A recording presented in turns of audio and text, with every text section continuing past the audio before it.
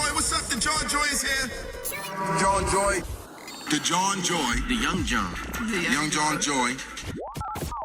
What's up? It's the Jawn Joy right here on Southside Dash Radio. Y'all know what time it is. Every Thursday, 4 to 6, in this bit getting lit. When none other than PY and Dree Teller. We got a special guest in the building today. He is the homie, DB Omerta. What's popping? What going on? What's going on? What's up? How you been? Man, staying out the way, staying in the house. Oh, you been in the house? Yeah, I mean, That's I be recording in the house. I like to record in the house too. It's definitely a more relaxing place. Kind of your more own. comfortable. Yeah, a lot more comfortable. Yeah, because Atlanta is wilding out here. Nobody gives a damn. Yeah, this shit crazy. I watch they just stay in the house. How has that been? Like, you're being responsible. You said you're staying in the house. Do you have any friends or like younger family members or anybody? I mean, that's just not listening to thinking about staying in the house. Yeah, my whole family be outside. They don't give a fuck. They outside. They don't care. You be saying anything to them?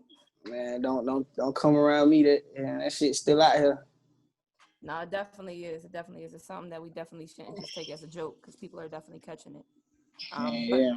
I'm glad to hear though you've been staying safe and staying out the way and just, working, staying in the house. That's what this time is for. You know what I mean? Man, yeah. Now, you're from the A. Most definitely. You're from the A. Most definitely. I'm gonna need you to teach me something, right? Before we can do it now, okay? Because I've been here for a minute, bro. Okay. Yeah. And for some reason, I still can't figure out these damn zones.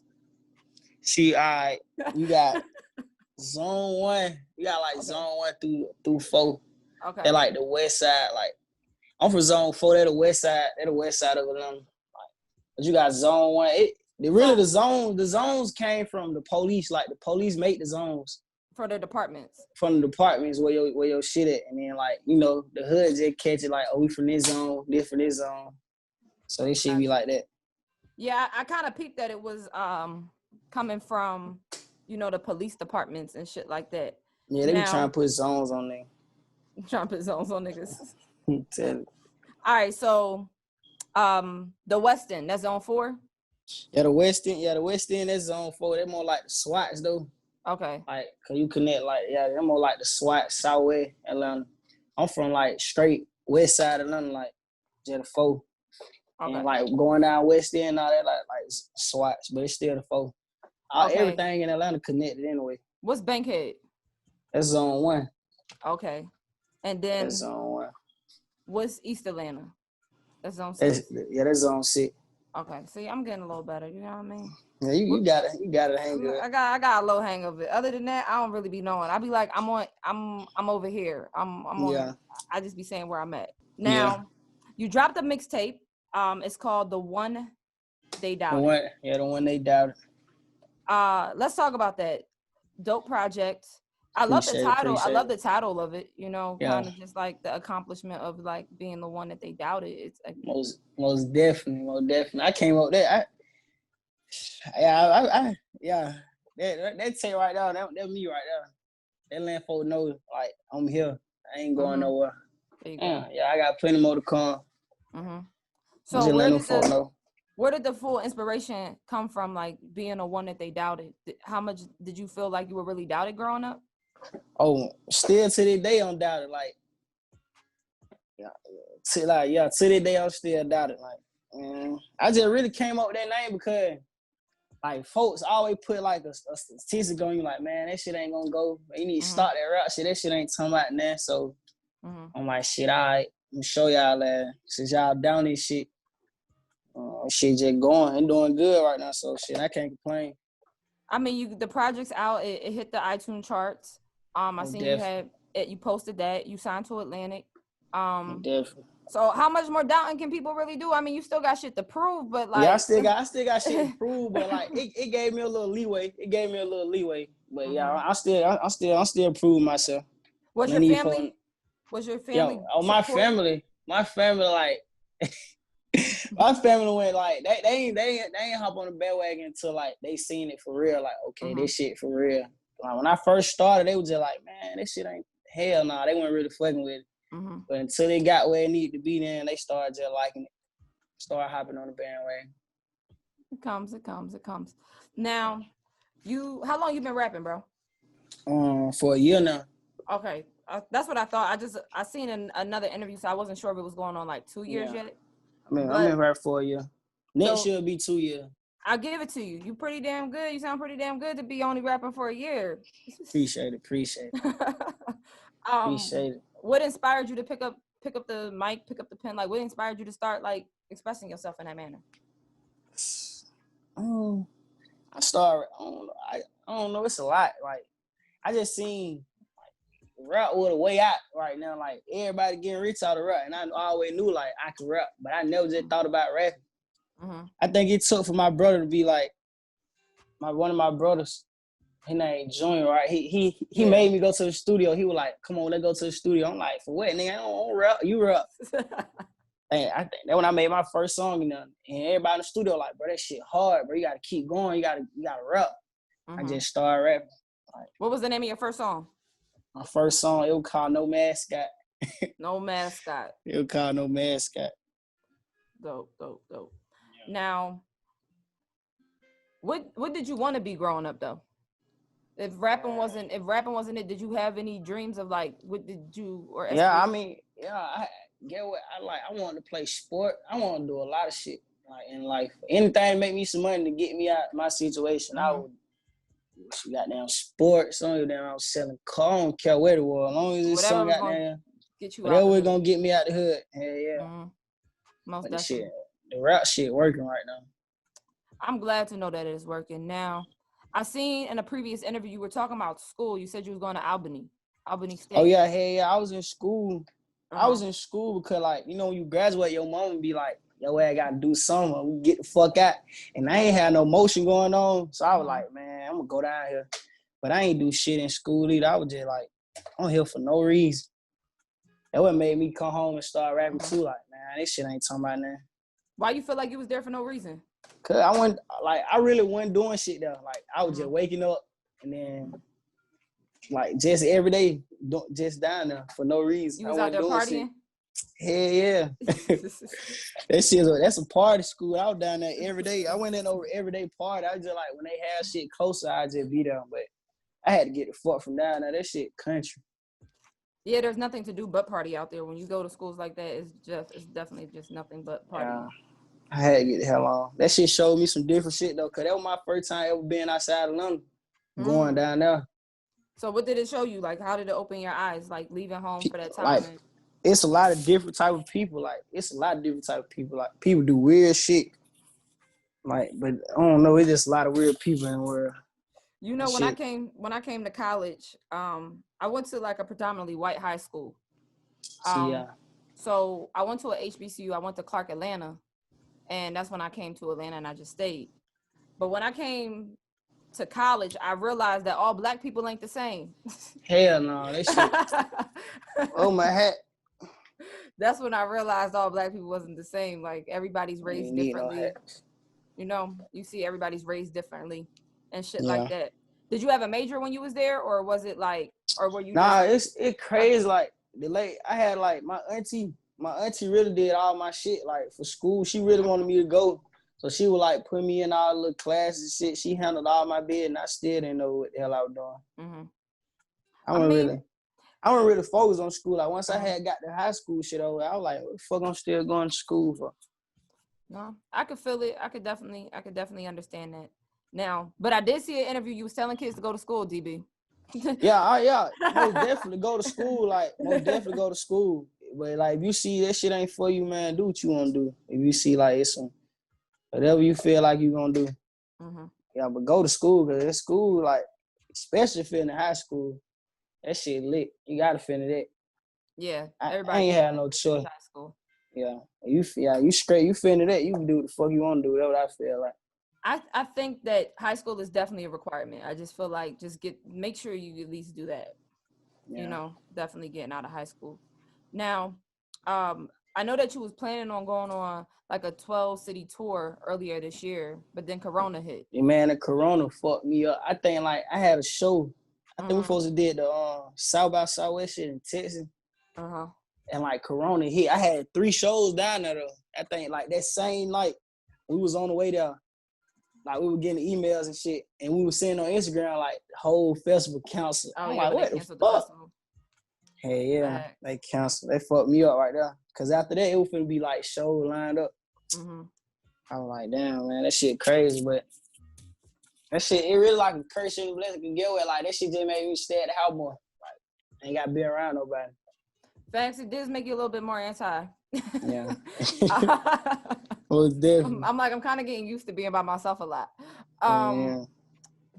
So Uzi is actually doing a show with Live Nation where it's just gonna be him in like a big ass arena and him performing and shit like that. That's hard. Can you definitely see that becoming like more of our future when it comes to, you know, how artists are performing now because we can't really do concerts? And is that something that you would be down to do, like perform somewhere? Yeah. They pay me. If they paying me, most definitely, I'm gonna go perform, rock that shit out, rock the whole show out. So you wouldn't have no problem. You wouldn't have a problem performing. It just be by yourself, audience, like, and just turning up. It's just like you in the house by yourself and nobody seeing you. So shit, it's probably a little bit more natural. I probably would feel a little bit more less nervous. Yeah, it'll come to you more 'cause you like shit. Everybody ain't in your face. Everybody not in your face, yeah. So show's definitely gonna be. That's definitely that what's up. That shouldn't be the future. Like they need to hell nah. 'Cause then again, like you got folks we want to jump in the crowd, throw water on folks and shit. Like I ain't get that's just a lot of Corona. You right. Yeah, I ain't get a chance to do that though. So yeah, I still want to do that, but I see myself. I perform by myself. Is there anything you took for granted before the Corona that made you more grateful now? Anything on your gratitude list where you're like, damn, I really took that for granted? Nah. None. None at all. Cause that's one of the things. I think we took concerts and shit like that for granted. Going to the clubs. See, I ain't really get a chance to do all that because like I'm a new artist, so I ain't really get a chance to just get out there. So I ain't never knew how I feel. So that was gonna be my first time like really being in front of a lot of people. Yeah. That was my first time really being like, oh yeah, like we like nigga do club shows and shit, but that shit ain't like what you finna do that now. Like you finna be around thousands of people. Yeah. In the club, you just like some regular club shit. So no, most definitely. Yeah. I definitely get you on that. Now, let's talk about the project, the one they doubted. You worked with Jetson on it, Hitmaker. What was that? Definitely. What was that like? Were you able to get into the studio with any of them, or? Yeah, I actually got into the studio with Hitmaker. Like, okay. I think the first night, like he just we connected. Like he was like, yo, he kept telling me, every night, like, man, that young nigga hard, bro. I'm telling you, he got it. He hard. Shout out to Orlando. Yeah, hey, yeah. Shout out. Yeah, he had that. Yeah, man. Hitmaker a real nigga. Like with everybody who I worked on I'm big with Go Grizz. Like he was Grizz really. I ain't even. It's so crazy. I ain't got Grizz on my tape though. But Grizz comes to the studio with me every time he can. Like just pull up on me and just kick it with me in the studio. Like when I first met him, that was before I was big and anything. Like I had a little name. He was pushing up on me like, hey, rap on this. I'm like, yeah. I fuck with Grizz. Shout out real. Shout out to Grizz. I love Grizz, and his production is always, he be on some shit. Grizz be on some shit. Now I heard that you was a badass kid. Yeah, I'm trying to get that. What's the baddest thing that you feel like you could tell us that you did as a kid where you like, yo, I was a badass kid, and I hope when I have a kid, my kid don't do no wild shit like that. What's the baddest thing? Yeah, I hope my kid don't do the shit I did, cause I think I did a lot of wild shit, so it's a lot of it, like, cause like I don't know which one just can talk. So I think I had on, I don't know. I think I like when I turned 12. I think on my 12th birthday, like that week going on that week, I stole my mama's car. I wrecked that shit. Oh, you wrecked the car on top of that? I wrecked it the same night. Like I was cruising, pushing up on all my partner. We was in the car. I wrecked the car. I'm like, damn. I ain't go home for like 2 weeks. I know, like, and I ain't go home in 2 weeks. She still ain't found the car. like they found it after the 2 weeks I came home. They was just like, what the hell? My gosh. Yeah, that's some badass shit. I probably wouldn't even thought of doing no shit like that. You was wild. Nigga used to be. He said, not only did you took the car, you ended up wrecking the car. Yeah, nigga wrecked the car, man. She was mad. I think she's still mad to the day about her car. Yeah, you probably did hurt her with that one. Yeah. At least you was safe though. Like you could have came out and be like, Mama, at least I'm alive. Like nah, she ain't want to hear that shit. She like, my mama the type. She would have been like, bitch, you should have went with the car, cause your ass ain't bring the car back. Like, my mama gangster, she don't give a damn. Yo, that's hilarious. Talk about you should have went with the car. Yo, everybody keep it locked. DB Omerta is still in the building. It's the Jawn Joy right here on Southside Dash Radio. Say my name. It's the Jawn Joy live right here. You ain't know what it is. We all Southside Dash Radio. We still got a special guest in the building. DB Omerta is in the building. You got a project out, his latest mixtape, The One They Doubted. So make sure y'all go and cop that. Make sure y'all go, download that, check that out, stream that, John. For sure, on every stream site. On all them things. All right. Now, at one point, your name was Young DB. Am I correct? Yeah, most definitely. It was Young DB. Folks still call me Young DB. Yeah, I remember it being Young DB, and then everybody was like, "Nah, it's DB Omerta." So, yeah, DB Omerta. When the name switch happened, and why'd you switch it? I really switched it because it's a white nigga. It's a white person out there.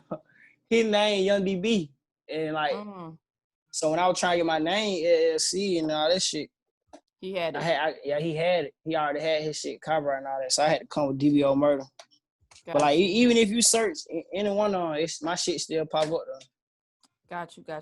Now, how'd you get the name DB Omerta? Like, where'd it come from? Where'd the Omerta come from? DB, like, break it down for me, bro. Shit, the DB. Well, growing up, like DB is like it's a long story with that one. Like Omerta means a code of silence. Code of silence, anyway. That's what Omerta means? Yeah, Omerta means code of silence. Mm-hmm. So, is that like DB, a certain, what's the origin of it? The origin of the Omerta came from the Italians and how they used to move in the mafia. How they used to move their mafia shit. Like, used to have a code of silence, like, never tell on the brother. So, you know what I'm saying? They just, you being so loyal to my brothers and shit, like, I never tell. So, I'm Omerta. I'm gonna murder everything. DB just came from, like, DB really came from like my uncle. Like I had an uncle who passed. His name was Jesse. Like shot her real out there in the field. So like it's the type of gun he used to always have. Like it's called a DB. And like growing up, I used to always just carry that with me like every day. What you mean growing up? You was carrying it with you? Yeah. So like I always was young. They used to be like just like with me every day. Like all the old heads and hoods be like, man, you stay with that DB on DB anymore. Like that shit just carried on. So that's how you grabbed that. Hey, I just grabbed it from that. Now I see that you are an avid gun advocate. Yeah, hell yeah. You still like that advocate. Yeah, I mean that's what white people call it. Yeah.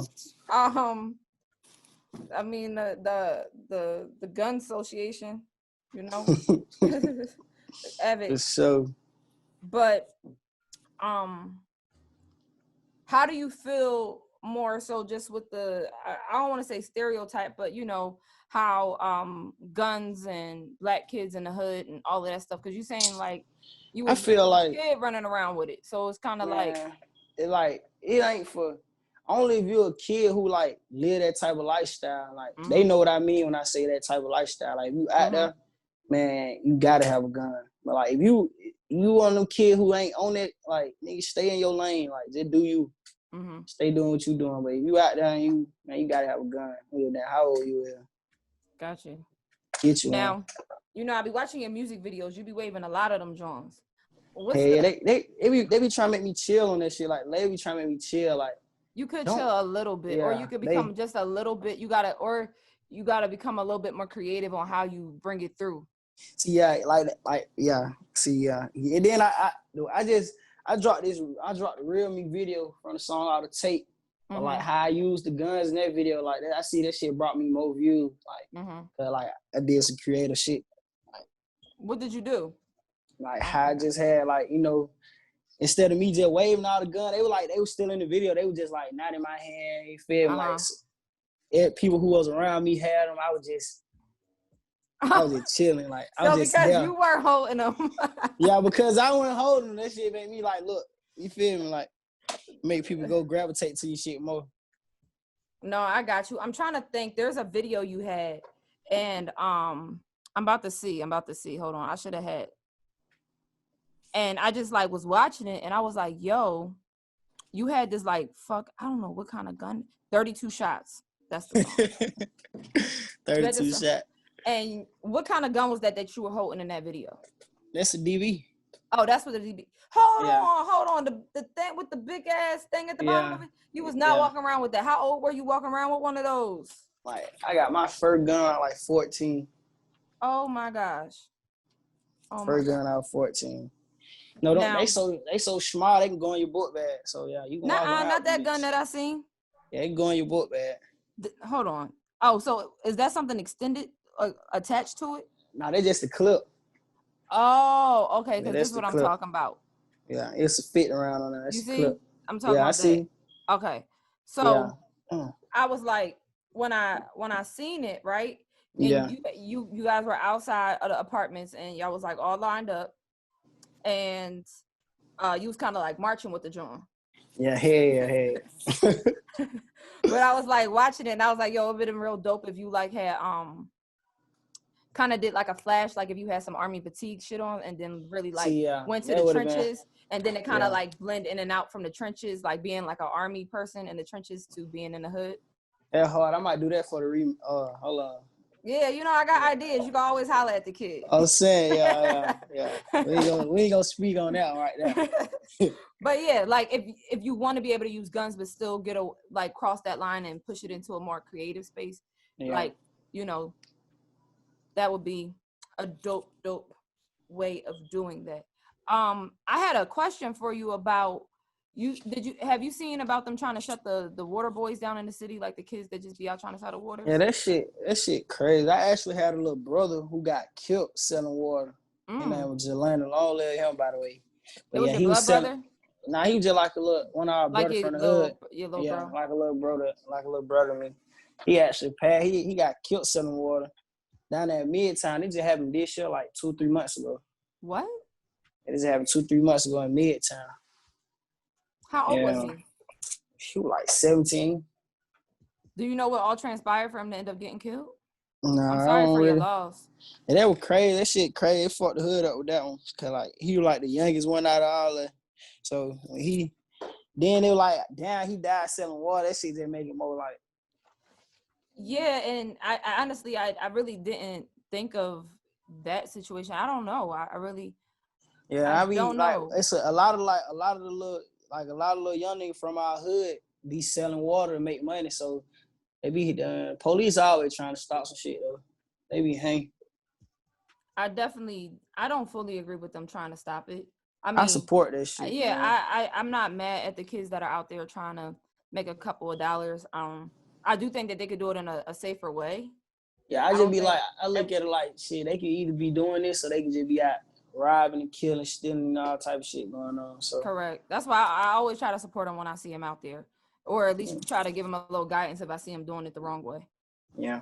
But I'm sorry for the loss of your friend, bro. That's more definitely. That's crazy. Now, let's talk about PFK. Are y'all still together as a collective? Like, what's up with PFK? Hey, yeah, this shit forever. This shit ain't going nowhere. This shit on my face. This shit ain't going nowhere, man. This shit forever. So tell us about PFK. Like, what exactly is PFK for the people that don't know? And it's you, Forever, and Felipe the Don. Yeah, for sure. It's a lot of us. It's more than okay. Yeah, it's PLK really mean play for keeps. Like, okay, that's all this shit, man. We play for keeps. This shit. I mean, like Felipe, he started this shit. He started it. Him, one of our brothers, and that shit just went from there. Like, this shit big hair and that shit glow. So, what do y'all have up y'all sleeve? What's going on with it? Yeah, like we all finna drop. I'm finna actually drop like real soon. Finna drop real soon. I can't say too much, but I'm finna drop. Like, everybody working on their own shit right now, but we got some shit together that we gonna drop as like like just a tape with all of us on like there. a collective tape of all of them. Yeah. Dope. That's hard. That's definitely hard. Now we're gonna hop into some music. I want to get into one of your records. How I'm feeling. How I'm feeling. Yeah, they me right there. So tell me about the record before we hop into it.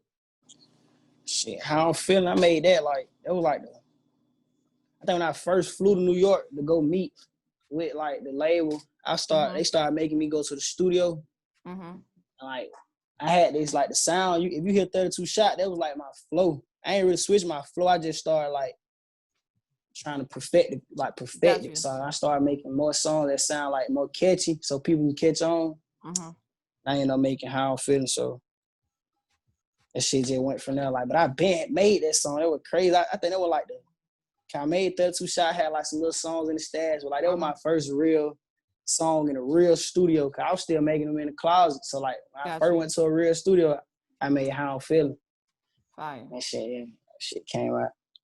All right, well, intro for the people. With the intro, on the tape. Yeah, we about to play it. So. Oh yeah, more definitely. Go ahead and let that shit slide. That motherfucker hard. That whole tape ride. All right, y'all. We about to get into a Young DB Omerta. How I'm feeling right here on Southside Dash Radio. It's the Jawn Joy. Say my name. It's the Jawn Joy live right here. You ain't know what it is. We all Southside Dash Radio. That was DB Omerta. Y'all just heard his song, his single. How I'm feeling. I was about to be like, that's how I'm feeling. But how I'm feeling. Definitely a vibe. DB, I thank you for coming through. For sure. Definitely thank you for coming through. Congrats on the project. I know you got a project that you're supposed to be dropping. Most definitely coming real soon. Hey, so we can't wait to hear that. You definitely got to stop back by and let us hear that, Jawn. Most definitely. Let everybody know where they can find you at. On my Instagram, DB_Omerta.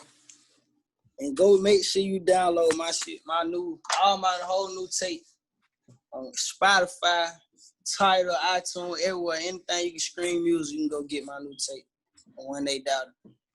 Hey, that's a bet. Thank you for coming through, bro. And you be safe out here. Appreciate it, Stay corona free. And you know what I mean?